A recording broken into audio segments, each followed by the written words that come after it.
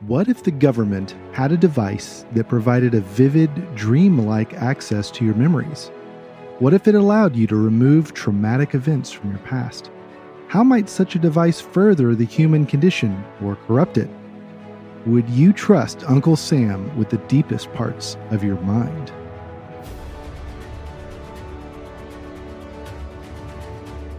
This is Fantastical Truth, the podcast from Lorehaven.com, bringing you the best in science fiction and fantasy from Christian authors. I'm Zackary Russell, and I'm flying solo today, and this is episode 114. What if the Abolition of Man became a political thriller? We'll be talking about the testimony of Calvin Lewis with author Daniel Friend. My co-host Stephen Burnett is traveling for the FPEA conference. That's the Florida Parent Educator Association. It's a huge gathering of homeschool families in the Sunshine State. And about that conference, Stephen recently wrote on our Lorehaven Instagram page, quote, "Hundreds of fan families gathered the best fantastical fiction at the Realm Makers bookstore booth yesterday at FPEA here in Orlando. Today marks day 3 of the big event, expected to become even busier. We have the dragons, robots, magic, and occasional spaceships, all from Christian authors. And we also have the squirrels," end quote. That's right. Mike Naraki, the guest on our previous episode, was also there at FPEA. And there's a lot more stories on our Instagram page there about him. And one of our followers on Instagram, this is at BookStruckPH, commented, quote, "Oh, how I wish that kind of event be also held here in the Philippines. It looks so awesome," end quote.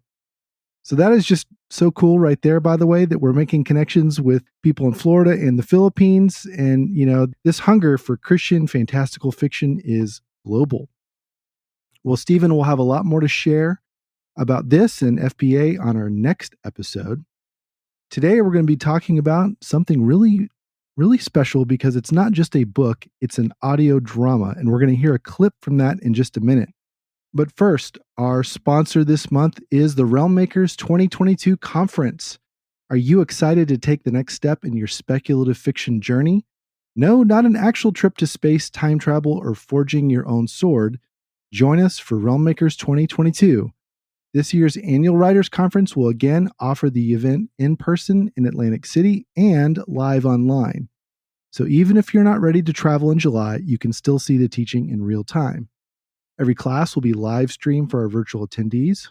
Whether attending in Atlantic City or online, all attendees will have the chance to connect on the Realm Sphere in a dedicated conference space in our online community. Realm Makers 2022 is an amazing value because this year, every attendee gets access to replays of every class available through the Realm Sphere. No matter how you attend, if you have a manuscript you want to pitch to our participating agents and editors, you will be able to do so. And you can register for that conference at realmmakers.com. Now let's go into our main topic, a sci-fi political thriller presented as a theatrical podcast. The big idea here is, what if the Abolition of Man was a fast-paced novel? You may have heard that this classic book by C.S. Lewis became one of his science fiction novels, That Hideous Strength. So it's going to be fun to explore another fictional form that Lewis's ideas can take. Here's the trailer for the full cast audio version of this story, The Testimony of Calvin Lewis.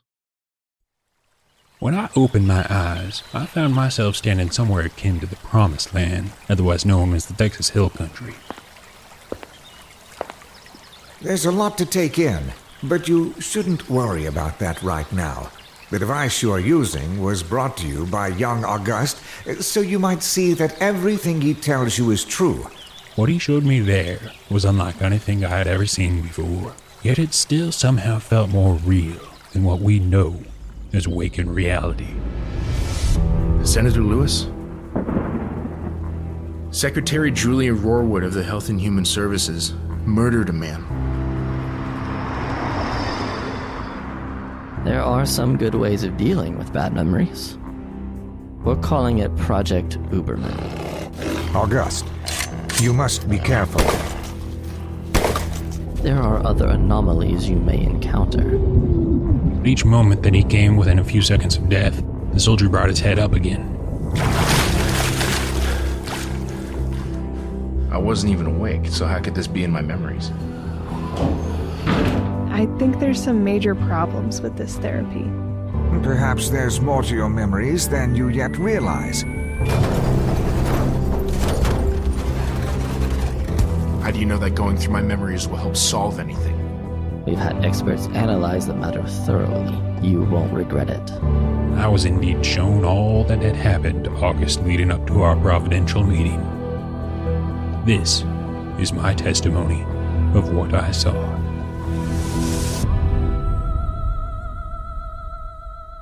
And I see the author of that story joining us now in the Lorehaven studio, arriving with his very own government-issued Uberman device.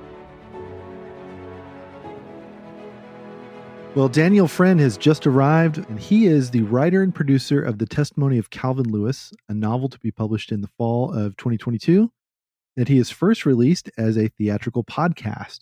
His story was inspired by C.S. Lewis's Abolition of Man, as he worked with a group to write and publish A Compass for Deep Heaven, navigating the C.S. Lewis Ransom trilogy. He currently works as a reporter for The Texan in Austin.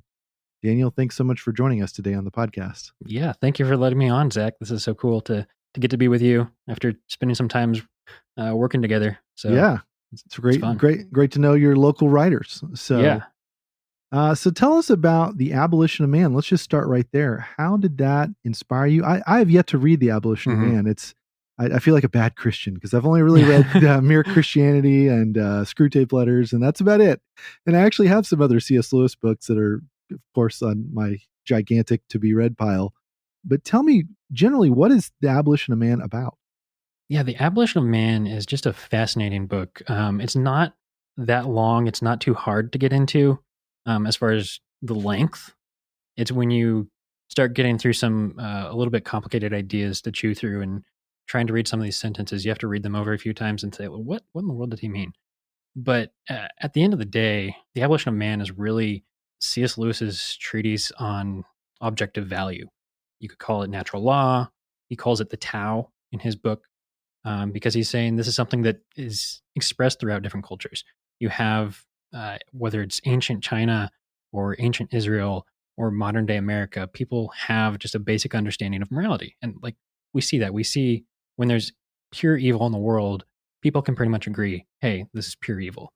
And so his idea is like, let's get on the same page of saying that we can't objectively say that there is pure evil. There's some things that demand a certain response from us. That's not something that's subjective. That's not something that we just make up, but it is something ingrained in us.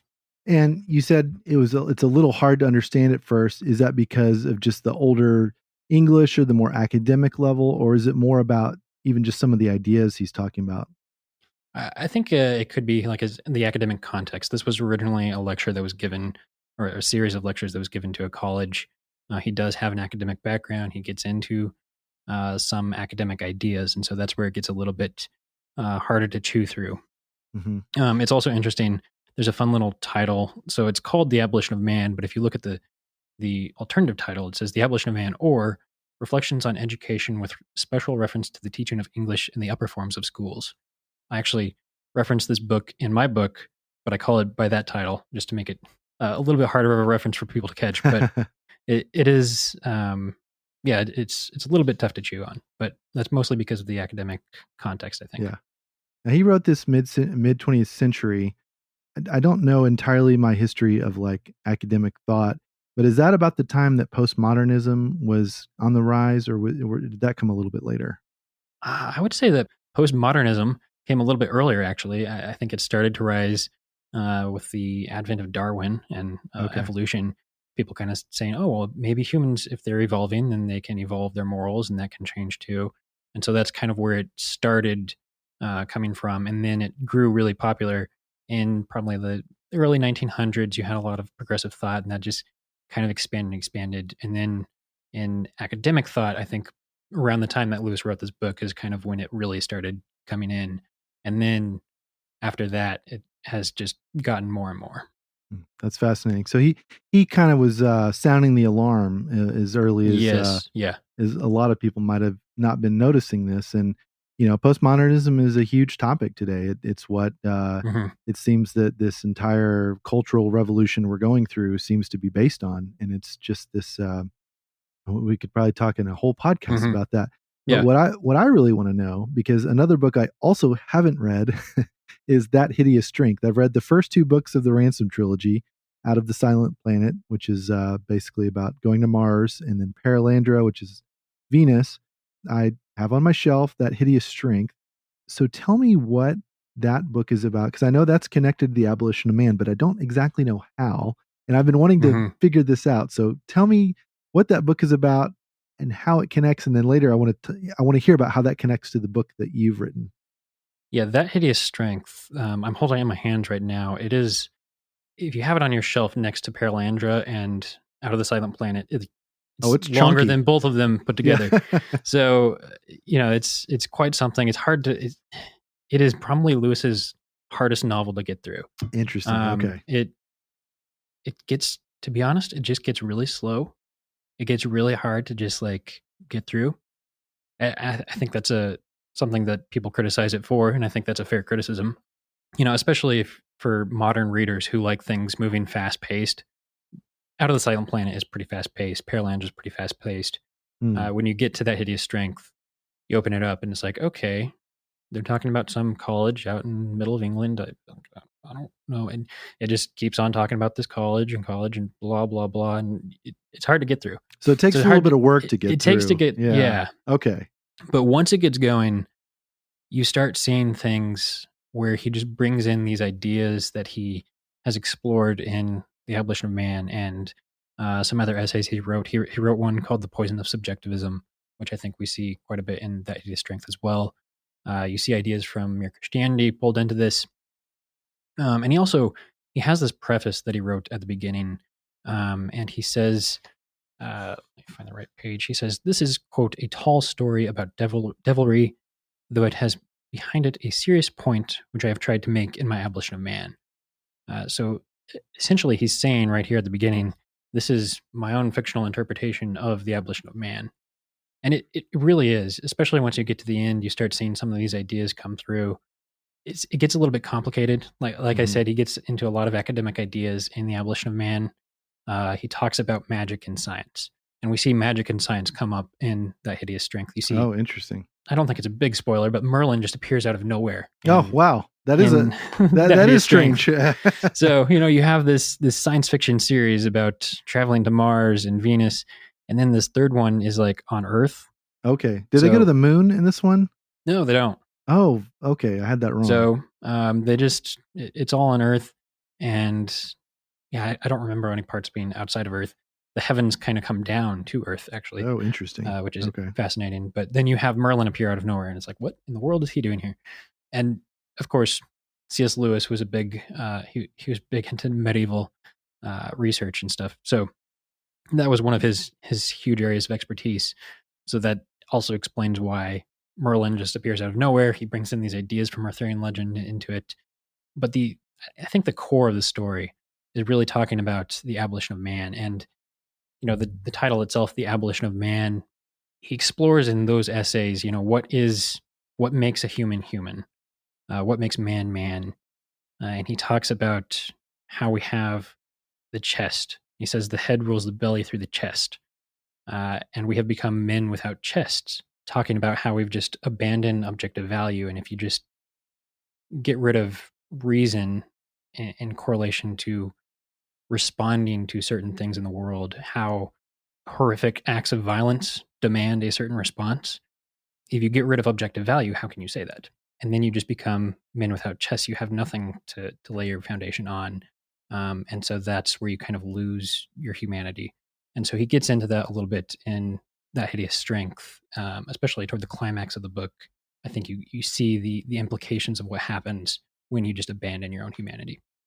That's interesting you say that. Just this morning in my inbox, I got a newsletter from Bethel McGrew. The real name of Esther O'Reilly is her pen name. She's been a previous guest on the show. Her essay was about this recent tragedy in the Texas school. And, her essay was really about why do we value life why is there meaning and value to human life, but also what has been devaluing human life. Like when you get past all the political debates about gun control, like what are we really arguing about here? And a very interesting part of this essay, she quotes a piece by James Mumford from the New Atlantic, and this author Mumford was seeking treatment for his own mental health, and he basically sort of ran into this wall when he was at this treatment center because um, it had this very non-judgmental relativist approach, and it really wasn't working for him. And so the essay says, it says, quote, next, a psychologist with a flourish ventures in observation. Each of us, he says, has different values. What's more, we often disagree about our values. So he concludes, values are subjective. And then the author goes on to say that this just raised more questions in his mind. He talked about this process in his own life of his own confidence being kind of beat down. He said, quote, but then I found myself thwarted, and that knocked my confidence. My life doesn't feel as though it's amounted to much. So now in my own eyes, according to my own perspective, I'm not feeling that I amount to much. I can't see much worth in myself or in my own life. Well, if value is subjective and I'm struggling to behold any worth in my life, who can tell me I'm wrong? So then he says the therapist had cut off the branch that he was sitting on, and basically saying, I am treated by your team as if I have irreplaceable value. When I am feeling worthless, you don't act as if values are subjective. And that's kind of the end of that quote there. So yeah, it seems like, how do you really instill a sense of value in a person when from the onset you've told people, well, value itself is subjective, meaning itself is subjective. And I think this really derives from our hyper individualized culture. The whole non-judgmentalism is really that's not even the root of it. I think the root of it is this choose your own adventure, choose your own destiny. You're the captain of your own soul. It doesn't seem like this person that wrote that piece that Bethel was quoting really ever got any help for his mental health, which is tragic. And I think there are a lot of people today that are just hitting this dead end of how do I find meaning and value if there's no foundation that we all share. Do I have to just invent it out of full cloth? And if I've done so, then it's really not real. It's just something I've made up. It sounds like in that Hideous Strength, the Abolition of Man, that's what Lewis is poking at. It's almost like he was saying, hey, watch out. And, because this is going to lead to some bad stuff. And sure enough, I mean, in the last few decades, we've really seen a rise in these kind of, not just this, these nihilistic, attacks on innocent people, but just nihilism itself. It seems to have just come from this total lack of meaning. So tell me some other things. How else has Lewis, how else did he address that in his books? Yeah, no, I think that hits it right on the nail.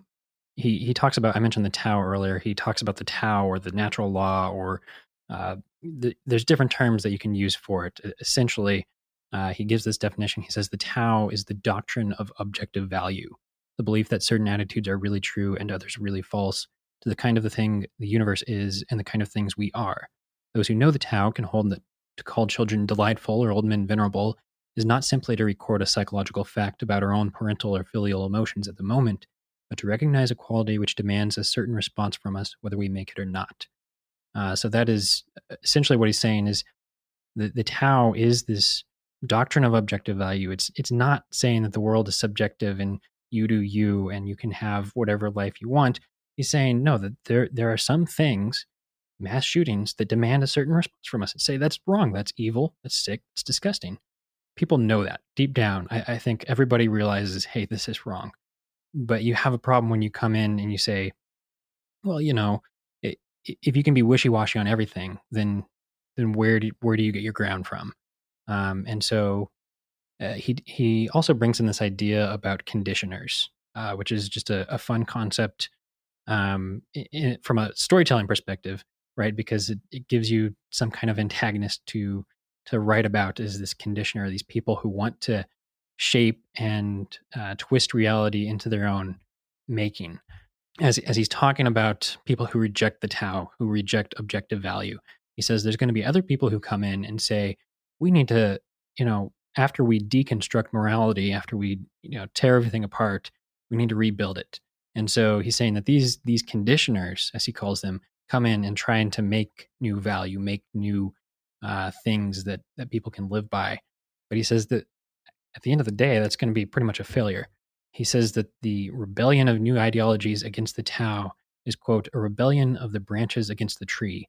If the rebels could succeed, they would find that they had destroyed themselves. The human mind has no more power of inventing a new value than of imagining a new primary color, or indeed of creating a new sun and a new sky for it to move in. So he's saying you can try and get rid of the doctrine of objective value. You can try and get rid of the Tao. You can try and make something new. But at the end of the day, like, you're just going to have to be drawing from the old. So that's an interesting concept that he goes into as well. That's fascinating. Now, in that hideous strength, I understand that there is some kind of antagonist called the NICE organization, Yes. NICE, and it's like an acronym. So tell me, what does that stand for, and what is that organization, and what do they do? Yeah. So the NICE, the National Institute for Coordinated Experiments, which is a pretty nice name if you ask me, that they really do represent these conditioners that he talks about in the Abolition of Man. These are the people who this organization is trying to reshape humanity into the way that they want it. So they have some interesting experiments going on. They control more than just this. It's supposed to be like this academic institution. There's a lot more going behind the scenes. You've got their hands in the government. They have their hands in the newspapers. It's interesting. There's even a section where he talks about how they're writing propaganda from the left and the right, and so like they have their own people trying to push the narratives for both sides and control everything. And they have some really kind of strange experiments going on as well, which just really weird. I'll just say that. Okay, I want to zero in on that thing. One thing you just said is that they're pushing propaganda on the left and the right. So there's been a lot of interesting research I've followed about these bot farms on social media. Twitter has been a big thing in the news because this Elon Musk is planning to purchase it, but then he kind of pulled back because he found out, wait a minute, there's so many bots on here, like you've overinflated the numbers of how many people are actually using this. And one of the things these researchers have found is that these bot farms, these from foreign countries, will pick a very divisive issue to America. So right now it's gun control. Before that, it was abortion. Before that, it was vaccines. Whatever it is, they will pick a very divisive issue, and then they will send out bots to inflame both sides of the issue. And so they will generate all this content. They'll retweet things. They'll comment on other people's posts. They'll try to like cross promote things and try to like get people to sort of collide with the other side of the propaganda, and all in a manner of, or all for the purpose of just dividing our society from itself. Our social fabric has already been weakening in recent years and decades. So it's not like we can lay all the blame at Russia or China or bots or whatever. But it is interesting to me how they pick these issues and then just try to widen that gap between people. And I think especially with people not seeing each other in person, only interacting online, where you say things online you wouldn't necessarily say in person, and you lose a lot of that sense of context. So it's interesting that Lewis sort of predicted that same thing. And I mean, and that even calls back This Present Darkness, where this kind of shadowy organization that's trying to influence the local town authorities and try to take over the newspaper and has their hand in real estate, and and it's all driven by this very new age, frankly, just a cult mentality. So there again, it seems like Lewis is kind of warned us about what's going to happen. Yes. So I probably should read this book, and I think all of our listeners, if they haven't read it, would probably really benefit from that. I think it was very intuitive and seeing some problems that were growing because, he starts off the Abolition of Man talking about textbooks. But his problem isn't, talking about redefining gender or something that drastic. He talks about a waterfall and whether or not you can call it sublime. So it's interesting that he takes something that's it sounds like it shouldn't be that controversial, and he's saying we've got a problem here, and it's just the beginning of a problem. And as we've seen, like, that is just the beginning of a problem. Yeah, there's this fascination a lot of people have of just unraveling things and just pulling that thread and seeing how far, how much of it they can pull apart. And yeah, you've got to have a stopping point there. Well, let's talk about your book, The Testimony of Calvin Lewis. Right before we started recording, I went and listened to episode 1. It was really exciting. This is a theatrical podcast, so it's got a full cast, sound effects, and music. But tell us a little bit about the story itself. Like, what is it about? Yeah. So we spent a lot of time talking about the Abolition of Man. I think Zach mentioned this at the beginning, but it is basically my fictional interpretation of the Abolition of Man. It also draws a lot from Augustine's Confessions, interesting enough. The main character, even though the title is The Testimony of Calvin Lewis is a senator. He's the narrator of the story, but he's telling the story about August Williams. Augustine, August, you see the correlation there. Mm-hmm. But August Williams is this young World War III veteran, so you know it's set in the future, who's recruited by the Department of Health and Human Services.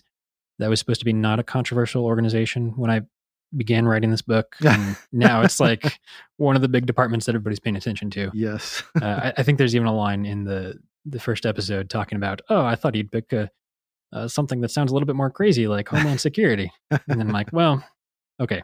I didn't foresee everything that happened in 2020, but anyways, he gets recruited by the HHS to be this trial patient for a new Uberman device, which is a VR-like headset that you put on your head and allows you to access your memories in this vivid Inception-like memoryscape.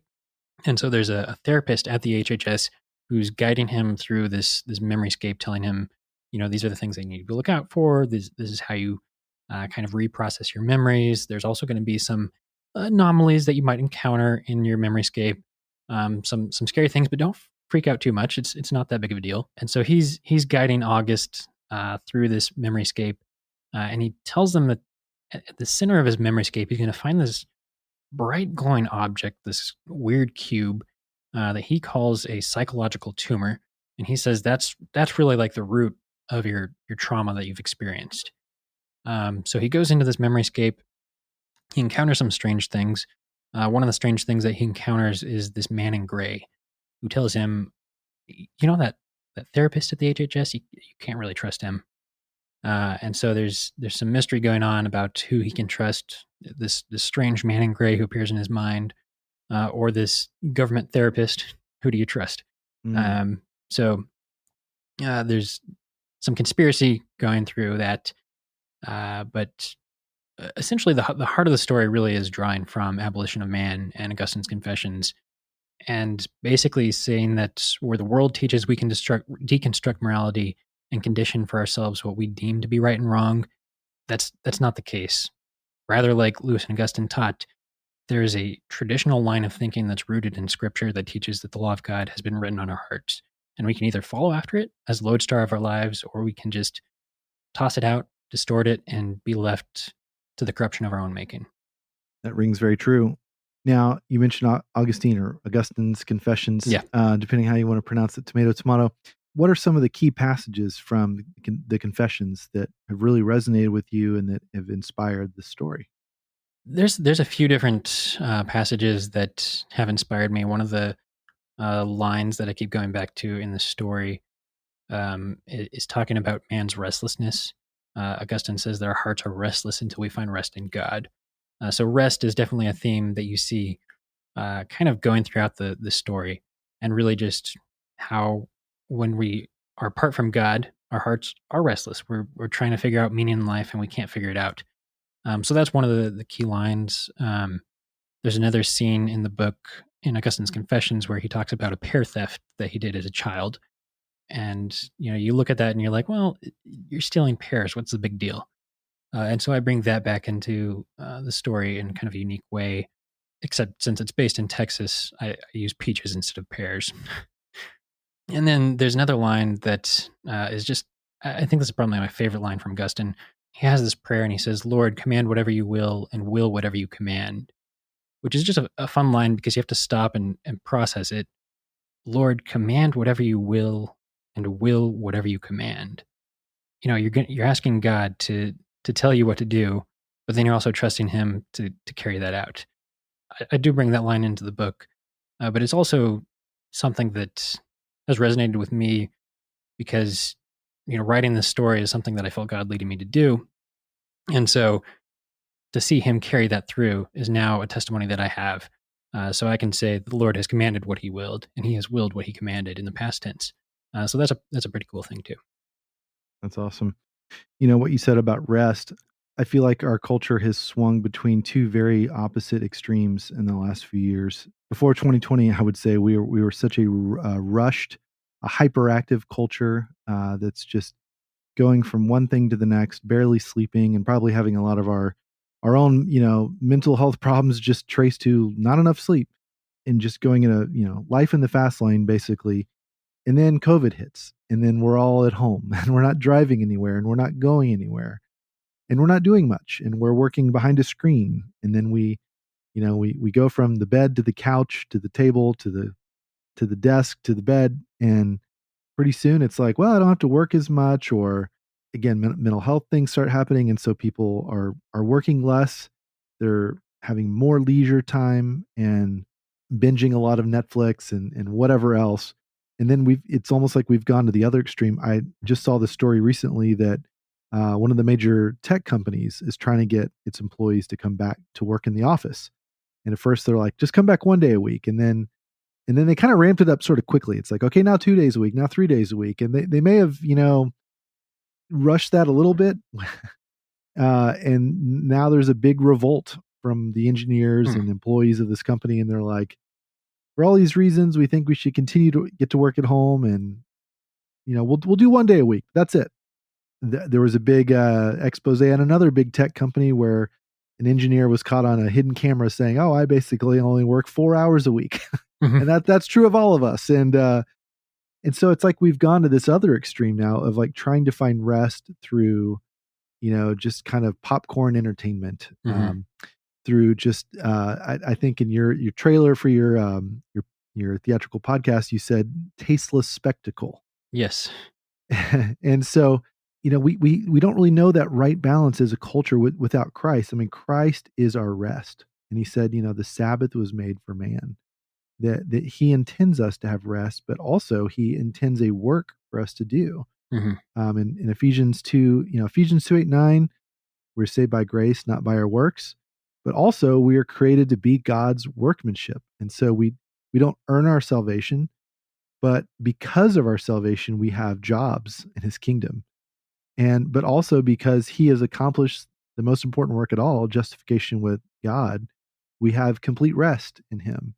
And so I think it's only in Christ we get that balance right of what we're working on, for whom or why we're working, but also how we rest.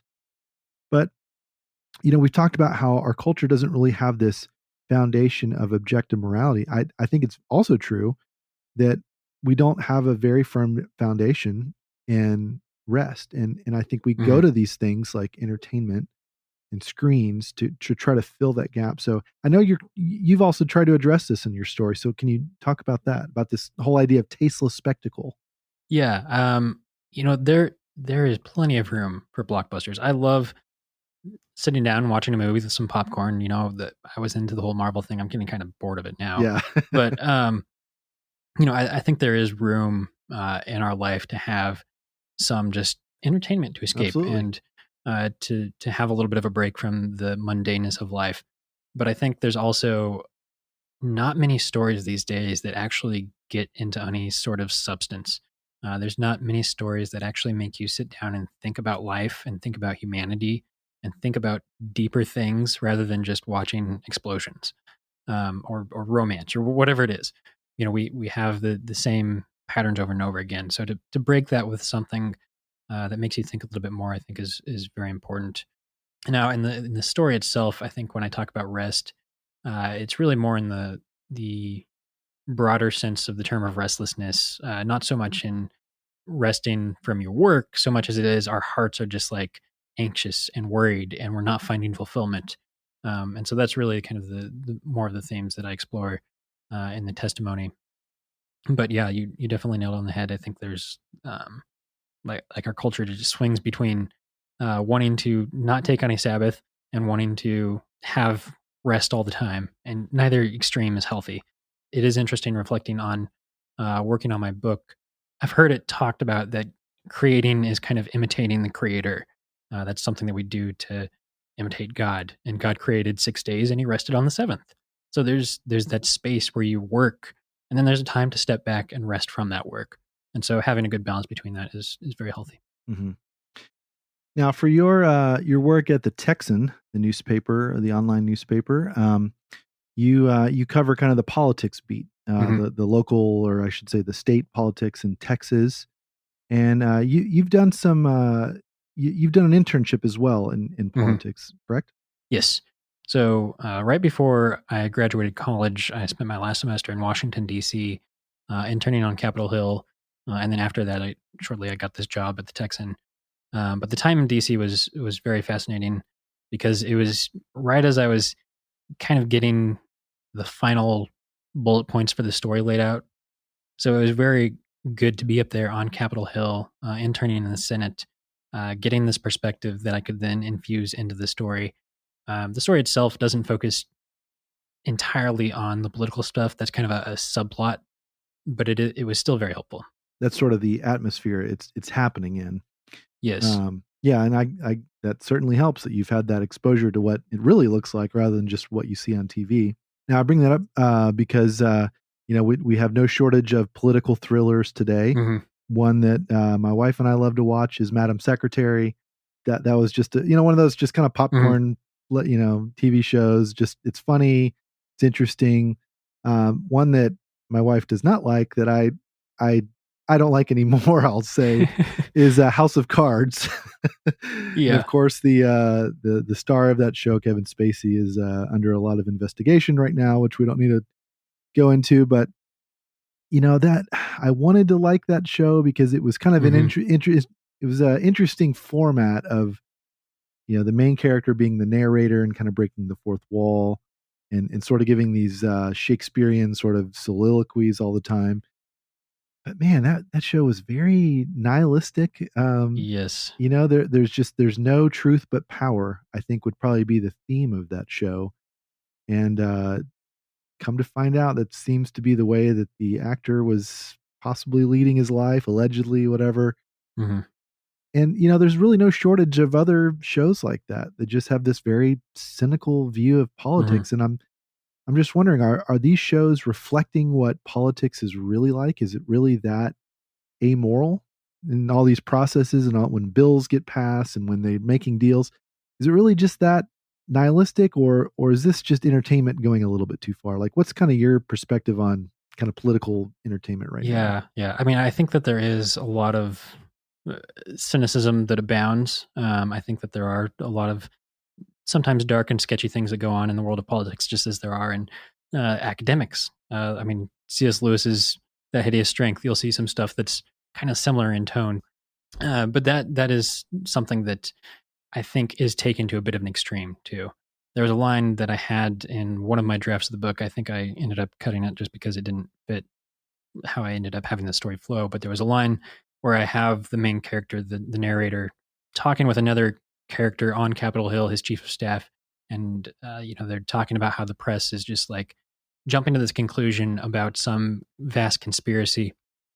And the senator says something to the effect of, everybody talks about these conspiracies that are going on, but at the end of the day, like 999 times out of 1,000, it's just a bunch of bubbling fools who have way too big of egos, and they're just stumbling along trying to pursue whatever they want. And I think that is really the truth of it. I think in politics, it's just full of a lot of people with a lot of big egos, and you have them pursuing stuff for their own glory. It's not that there's some grand, vast conspiracy going on. They just want what they want a lot of times. Now, that's not I'd say that's the general rule, and there are plenty of exceptions. There's plenty of people in politics who genuinely care about what they're doing, and aren't doing it just out of some selfish ambition. But by and large, I think that would be bigger than some crazy conspiracies going on. Yeah. But the conspiracies are fun too. So yes. That's what makes a good story. I think my favorite one is that birds are not real, that they are just drones sent by the government to spy on us. And they recharge their batteries on the electrical wires, and it's a very tongue-in-cheek conspiracy. Yes. But you can buy the T-shirts for it, and it's a fun thing to follow. I think I saw the interview with the person who's kind of pushing that, and they have him on and talking about how it's a conspiracy. And he's like, "It's not a conspiracy; it's real." Wake up, people! Yeah. Yeah, but your story is kind of dealing with this conspiracy, this Uberman device, and the shadowy people that are trying to use it to manipulate other people, and there's a murder mystery, so it's got a lot of political intrigue. It does. Yeah, so I'm really looking forward to how this plays out now. So episode 1 and 2 have been released. How many episodes are you planning for this theatrical podcast? So right now there are going to be 23 episodes. That could change depending on how the edits go in the latter half of the project. But it'll probably be 22 or 23 episodes by the time it's all said and done. They will be released weekly on Tuesdays. So starting with Tuesday, I guess that's the 31st of May, is the next episode. Episode 3 will be released then, and then it will just be released weekly after that through probably October. Awesome. Yeah. So as the day of this episode's release, there will be 3 episodes of the Testimony of Calvin Lewis that you, our listener, can go find. And those are all for free. So, Daniel, where can our listeners find the testimony? Yeah, so if you go to danieljfriend.com/the testimony, that is the homepage for it. You can also just search the Testimony of Calvin Lewis wherever you're listening to podcasts. It's on Apple Podcasts, Spotify, all the other little platforms that they have. Or you can just Google it, The Testimony of Calvin Lewis. You'll find it. Awesome. Well, Daniel, thanks so much for coming on the show today and telling us about this story that's unfolding before our very eyes. And hopefully the World War III backdrop of this episode will not come true in our lifetime. Yes, of course, there's been a lot of talk about that. But, a VR device that lets me go to my memories, that might be kind of cool. It could be. But we'll see if that's also a good or a bad thing as this story unfolds. Yeah. So yes, you will. Thanks so much for sharing and coming on. Yeah, thank you for having me on, Zach. Well, that was a lot of fun having Daniel on the show. I hope you go check out his story, The Testimony of Calvin Lewis. Find it on your favorite podcast apps. And now let's go to our comm station. About our previous episode with Mike Naraki, one of the heroines of our Lorehaven Guild, Brielle, had this to say, quote, "VeggieTales was such a big part of my childhood that though I have no memory of seeing Rack, Shack, and Benny, or The Toy That Saved Christmas, I still know quotes from them. We should really try to get our hands on those missing titles." End quote. Perhaps Brielle could be a candidate of the Uberman device to help her recover those memories. And to you, our listener, we would love to know your thoughts on VeggieTales or this new story, The Testimony of Calvin Lewis, or any thoughts you have on related subjects and books, The Abolition of Man, Augustine's Confessions, and That Hideous Strength. Again, these are all books that I need to read myself. They're very much on my to-be-read pile.